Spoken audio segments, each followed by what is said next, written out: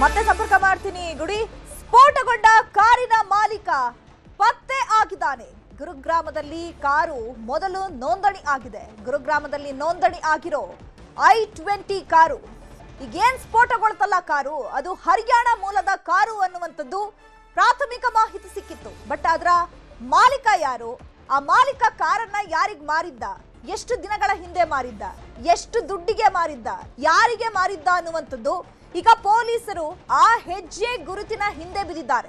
ಸ್ಫೋಟಗೊಂಡಂತ ಕಾರಿನ ಮಾಲೀಕ ಪತ್ತೆ ಆಗಿದ್ದಾನೆ. ಗುರುಗ್ರಾಮದಲ್ಲಿ ಕಾರು ಮೊದಲು ನೋಂದಣಿ ಆಗಿದೆ. ಗುರುಗ್ರಾಮದಲ್ಲಿ ನೋಂದಣಿ ಆಗಿರುವಂತಹ i20 ಕಾರು. ಸೊ ಈ ನೋಂದಣಿ ರಿಜಿಸ್ಟ್ರೇಷನ್ ನಂಬರ್ ಏನಿದೆಯೋ, ಸೊ ಆ ರಿಜಿಸ್ಟ್ರೇಷನ್ ನಂಬರ್ ಹಿಂದೆ ಬಿದ್ದಿದ್ದಾರೆ ಪೊಲೀಸರು. ಸೊ ನಿಮ್ಗೆ ದೃಶ್ಯದಲ್ಲಿ ತೋರಿಸ್ತಾ ಇದೀವಿ ಆ ಕಾರು, ಹಾಗೆ ಆ ಕಾರಿನ ಮುಂದೆ ಒಬ್ಬ ವ್ಯಕ್ತಿ ನಿಂತ್ಕೊಂಡಿದ್ದಾನೆ. ಸೊ ಇದು ಈಗ ಗುರುಗ್ರಾಮದಲ್ಲಿ ನೋಂದಣಿ ಆಗಿರುವಂತಹ ಕಾರು, ರಿಜಿಸ್ಟ್ರೇಷನ್ ಆಗಿದೆ. ಸೊ ಮೊದಲಿಗೆ ಆತ ಹೇಳಿದ್ದು ಇದು ನನ್ನ ಕಾರಲ್ಲ, ನಾನು ಬೇರೊಬ್ಬನಿಗೆ ಈ ಕಾರನ್ನ ಮಾರಿದ್ದೆ, ಆ ಕಾರ್ ಮಾರಾದ್ಮೇಲೆ ನನಗೂ ಅದಕ್ಕೂ ಸಂಬಂಧ ಇಲ್ಲ ಅನ್ನುವಂತಹ ಮಾಹಿತಿ ಸಿಕ್ಕಿತ್ತು. ಬಟ್ ಈಗ ಗೊತ್ತಾಗ್ತಾ ಇದೆ ಅದು ಗುರುಗ್ರಾಮದಲ್ಲಿ ರಿಜಿಸ್ಟ್ರೇಷನ್ ಆಗಿರುವಂತಹ ಕಾರು ಅಂತ.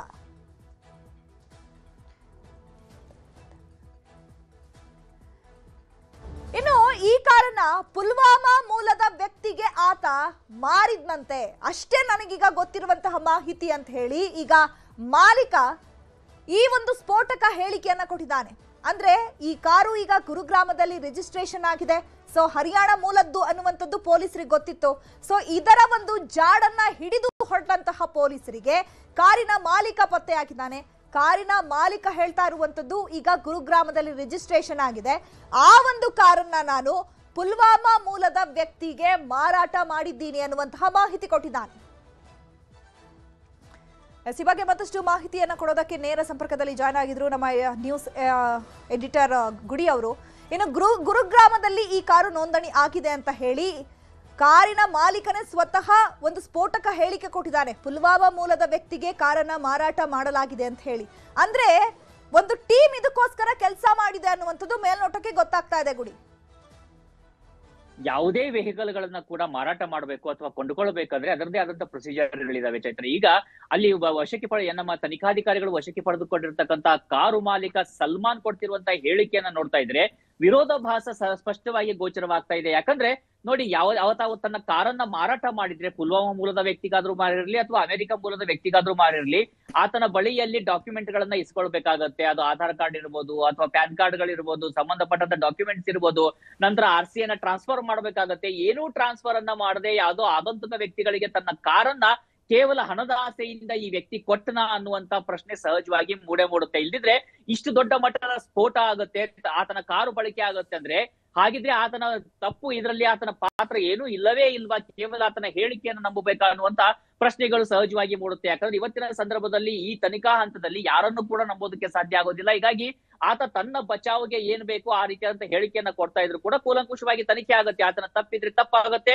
ತಪ್ಪು ಇಲ್ಲ ಅನ್ನೋದಾದ್ರೆ ಆತನಿಗೆ ಖಂಡಿತವಾಗಿಯೂ ಕೂಡ ಬಿಡುಗಡೆ ಭಾಗ್ಯ ಸಿಗುತ್ತೆ. ಆದ್ರೆ ಈಗ ಸದ್ಯಕ್ಕೆ ತನಿಖೆ ಅಂತೂ ಶುರುವಾಗಿದೆ. ತನಿಖೆಯ ಮೊದಲ ಹಂತದಲ್ಲಿ ಆತನವನ್ನ ಈಗ ಪತ್ತೆ ಮಾಡಿರುವಂತದ್ದು, ಆತನನ್ನ ವಶಕ್ಕೆ ಪಡೆದು ಈಗ ತನಿಖೆಯನ್ನ ನಡೆಸ್ತಾ ಇರುವಂತದ್ದು. ಎರಡನೇ ಹಂತದಲ್ಲಿ ಏನಾಗುತ್ತೆ ತನಿಖೆ ಅಂತ ನೋಡೋದಾದ್ರೆ, ಆ ಒಂದು ಕಾರ್ನಲ್ಲಿದ್ದಂತ 3 ಜನ ಇದ್ರು ಅನ್ನುವಂತ ಮಾಹಿತಿ ಇದೆ. 3 ಜನರ ದೇಹಗಳು ಛಿದ್ರವಾಗಿದ್ದಾವೆ.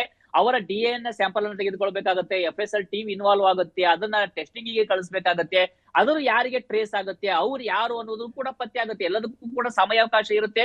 ಮುಂದಿನ 48 ಗಂಟೆಗಳ ಅವಧಿಯಲ್ಲಿ ಈ ಒಂದು ಪ್ರಕರಣಕ್ಕೆ ಸಂಬಂಧಪಟ್ಟಾಗಿ ಅತಿ ದೊಡ್ಡ ಮಟ್ಟದ ಒಂದು ಗುಟ್ಟುಗಳು ಅಥವಾ ಅದು ಅತಿ ದೊಡ್ಡ ಮಟ್ಟದ ಮಾಹಿತಿ ಲಭ್ಯ ಆಗೋದ್ರಲ್ಲಿ ಯಾವುದೇ ಸಂಶಯಗಳು ಇಲ್ಲ. ಯಾಕಂದ್ರೆ ತನಿಖೆ ಅಷ್ಟು ವೇಗವಾಗಿ ನಡೀತಾ ಇದೆ. ಆದ್ರೆ ಇಲ್ಲಿರುವಂತ ಮೂಲಭೂತವಾದಂತ ಪ್ರಶ್ನೆ, ಯಾವುದೇ ವ್ಯಕ್ತಿಗೆ ವೆಹಿಕಲ್ ಅನ್ನ ಕೊಟ್ಟರು ಕೂಡ ಆತ ಅಷ್ಟು ದೊಡ್ಡ ಮಟ್ಟದ ಸ್ಫೋಟಕವನ್ನ ಹೇಗೆ ತೆಗೆದುಕೊಂಡು ಹೋಗೋದಕ್ಕೆ ಸಾಧ್ಯ ಆಗುತ್ತೆ? ಆತ ಎಲ್ಲಿ ವಾಸವನ್ನ ಮಾಡ್ತಾ ಇದ್ದ? ಆತ ಜಮ್ಮು ಕಾಶ್ಮೀರದಿಂದ ನೇರವಾಗಿ ಪುಲ್ವಾಮಾದಿಂದ ನೇರವಾಗಿ ಬಂದು ಕಾರನ್ನ ಕೊಂಡುಕೊಂಡಂತೂ ಬರೋದಕ್ಕೆ ಸಾಧ್ಯ ಇಲ್ಲ. ಆ ಕಾರನ್ನ ಎಲ್ಲಾದ್ರೂ ಹೋಗಿ ಆತ ಪಾರ್ಕ್ ಅನ್ನ ಮಾಡಿರ್ಬೇಕಾಗತ್ತೆ, ಎಲ್ಲೋ ಒಂದು ಸರ್ವಿಸ್ ಹಾಕಿಸ್ಬೇಕು, ಪೆಟ್ರೋಲ್ ಅನ್ನ ಹಾಕಿಸ್ಬೇಕಾಗತ್ತೆ. ಹಾಗಿದ್ರೆ ಆತ ಎಲ್ಲಿ ಅದಕ್ಕೆ ಸರ್ವಿಸ್ ಅನ್ನ ಮಾಡಿಸಿದ್ದ, ಪೆಟ್ರೋಲ್ ಹಾಕ್ಸಿದ್ದ, ಆತ ಎಲ್ಲಿ ಆ ಒಂದು ಸ್ಫೋಟಕಗಳನ್ನ ಸಂಗ್ರಹಿಸಿಟ್ಟಿದ್ದ, ಆತ ಎಲ್ಲಿ ವಾಸವನ್ನ ಮಾಡ್ತಾ ಇದ್ದ, ಪ್ರತಿಯೊಂದು ಕೂಡ ಸ್ಪಷ್ಟವಾಗ್ತಾ ಹೋಗುತ್ತೆ. ಯಾವುದೇ ರೀತಿಯಂತ ಮುಚ್ಚುಮರೆಯನ್ನ ಉಗ್ರರು ಎಷ್ಟೇ ತಮ್ಮ ಒಂದು ಬ್ರಿಲಿಯನ್ಸ್ ಅನ್ನ ತೋರ್ಸಕ್ ಹೋದ್ರು ಕೂಡ ಇಲ್ಲಿ ಸಾಧ್ಯ ಆಗೋದಿಲ್ಲ. ಆದ್ರೆ ಇಲ್ಲಿರುವಂತ ಪ್ರಶ್ನೆ, ಅಷ್ಟು ದೊಡ್ಡ ಮಟ್ಟದಲ್ಲಿ ಸ್ಫೋಟಕ ಹೇಗೆ ಬರೋದಕ್ಕೆ ಸಾಧ್ಯ ಆಯ್ತು? ಇದರಲ್ಲಿ ಯಾರದ್ದೆಲ್ಲ ಕೈವಾಡ ಇದೆ, ಆ ಕಿಂಗ್ ಪಿನ್ ಗಳನ್ನ ಪತ್ತೆ ಮಾಡ್ಲೇಬೇಕಾಗಿರುವಂತದ್ದು ಈಗ ಮುಖ್ಯವಾದಂತ ಉದ್ದೇಶ ಆಗಿರುತ್ತೆ ನಮ್ಮ ಸೇನೆಯದ್ದು. ನೀವು ಅವಾಗ್ಲೇ ಒಂದು ಪ್ರಶ್ನೆಯನ್ನ ಕೇಳ್ತಾ ಇದ್ರಿ, ಇದರಲ್ಲಿ ಏನಾದ್ರೂ ಒಂದು ಭದ್ರತಾ ಲೋಪ ಆಗಿರೋ ಆಗಿರುವಂತ ಸಾಧ್ಯತೆ ಇದೆಯಾ ಅಂತ ಹೇಳಿ. ಖಂಡಿತವಾಗಿಯೂ ಇದು ಅತಿ ದೊಡ್ಡ ಭದ್ರತಾ ಲೋಪನ ಅಲ್ವಾ ಮುಂಬರುವ ಹಂತದಲ್ಲಿ ಅರ್ಥವಾಗ್ತಾ ಹೋಗುತ್ತೆ. ಆದ್ರೆ ಭದ್ರತಾ ಲೋಪವಂತೂ ಇದ್ದೇ ಇರುತ್ತೆ, ಇಂಟೆಲಿಜೆನ್ಸ್ ಫೇಲ್ಯೂರ್ ಇದ್ದೇ ಇರುತ್ತೆ. ಯಾಕಂದ್ರೆ ಇಷ್ಟು ದೊಡ್ಡ ಮಟ್ಟದ ಸ್ಫೋಟಕವನ್ನು ಅವರು ಸಂಗ್ರಹಿಸಿಟ್ಟಿದ್ದು ಒಂದಾದ್ರೆ, ತದನಂತರದಲ್ಲಿ ಅದನ್ನ ಈಗ ಪತ್ತೆ ಮಾಡಿರೋದು ಇನ್ನೊಂದು. ಅದೇ ರೀತಿಯಾಗಿ ದೆಹಲಿಯಲ್ಲಿ ಈ ಕಾರಿನಲ್ಲಿ ಅಷ್ಟು ಸ್ಫೋಟಕವನ್ನು ತುಂಬಿಕೊಂಡು ಇಲ್ಲಿ ಬ್ಲಾಸ್ಟ್ ಅನ್ನ ಮಾಡಿದಾರೆ ಅಂದ್ರೆ ಅದು ಕೂಡ ದೊಡ್ಡ ಮಟ್ಟದಲ್ಲಿ ಒಂದು ಪ್ರಶ್ನೆಗೆ ಕಾರಣವಾಗುವಂತಹ ಅಂಶವೇ. ಆದ್ರೆ ನಾವಿಲ್ಲಿ ಗಮನಿಸಬೇಕಾಗಿರೋದು ಏನಂದ್ರೆ, ಯಾವುದೇ ಇಂಟೆಲಿಜೆನ್ಸ್ ಏಜೆನ್ಸಿಗಳು ಕೂಡ ಹೇಗಂದ್ರೆ ಗೋಲ್ ಕೀಪರ್ ರೀತಿಯಲ್ಲಿ ಅವರು ಎಷ್ಟು ಗೋಲನ್ನ ತಡೆದ್ರು ಅನ್ನೋದು ಮುಖ್ಯ ಆಗೋದಿಲ್ಲ, ಬಿಟ್ಟಿರುವಂತ ಒಂದು ಗೋಲು ಮಾತ್ರ ಇಷ್ಟು ದೊಡ್ಡ ಮಟ್ಟದ ಹಾನಿಯನ್ನ ಮಾಡುತ್ತೆ. ಹೀಗಾಗಿ ಅದನ್ನು ಕೂಡ ಸರಿಪಡಿಸ್ಕೊಳ್ಬೇಕು. ಫುಲ್ ಪ್ರೂಫ್ ಆಗಿರ್ತಕ್ಕಂತ ಒಂದು ಏಜೆನ್ಸಿ ಸಿದ್ಧವಾಗ್ಲೇಬೇಕಾಗಿದೆ ಮತ್ತು ಅಷ್ಟೇ ದೊಡ್ಡ ಮಟ್ಟದಲ್ಲಿ ಕ್ರಮವನ್ನ ಕೂಡ ತೆಗೆದುಕೊಳ್ಳಬೇಕಾಗುತ್ತೆ ಚೈತ್ರ.